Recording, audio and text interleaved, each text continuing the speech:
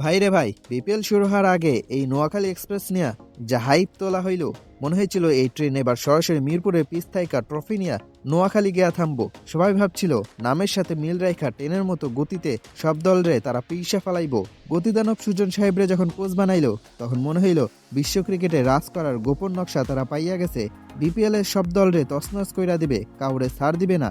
এইসব কথা শুই না বাকি দলগুলো তো এমনি অর্ধেক মইরা গেছিল, কিন্তু খেলা শুরুর পর দেখা গেল ভাইরে এটা এক্সপ্রেস না, এইটা হলো একটা লোকাল প্যাসেঞ্জার ট্রেন, যে ট্রেনের চাকা মাঠে নামার আগেই পাংচার হইয়া বইসা আছে। এবার আসি তাদের মাস্টারমাইন্ড সিলেকশন নিয়া। সুজন ভাই গতবার ঢাকার যে অবস্থা করছিল, সেইটাকে নোয়াখালী টিমওয়ালাদের মনে ছিল না? জেনে শুনে বিষপান করার মতো অবস্থা। আর প্লেয়ার যেগুলা নিচে, ভাইরে ভাই এক একটা হীরা। জাকের আলী, অঙ্কন, হায়দার আলী, সৈকত আলী, দলে আলীর অভাব নাই, কিন্তু রানের বেলায় পুরাই ফকফকা। সবচেয়ে মজার কাহিনী হইল ক্যাপ্টেনশিপ নিয়া। একবার সৈকত আলী তো একবার হায়দার আলী। মাঠের মধ্যে দেখা মনে হয় তারা কোনো গেম প্ল্যান ছাড়াই আইসা পড়ছে।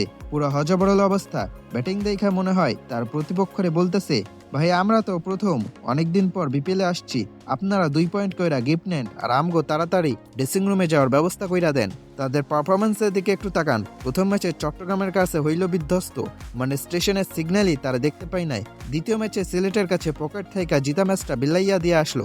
আর থার্ড ম্যাচে রাজশাহীর কাছে যা হইল সেটারে তো ক্রিকেট বলে না, ওইটা ছিল বার্নিশ।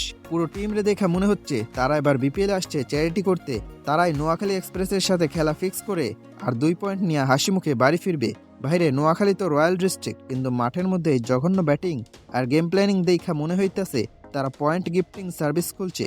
গতিদানব সুজন আর আলিবাবা বাহিনীর এই ট্রেন কি নেক্সট স্টেশনে থামবে, নাকি লাইনচ্যুত হইয়া বিপিএল থাইকা বিদায় নিবে? আপনার কি মনে হয়? নোয়াখালী এক্সপ্রেস কি একটা জয় পাবে, নাকি বাকিদের পয়েন্ট বিলানোই তাদের একমাত্র কাজ?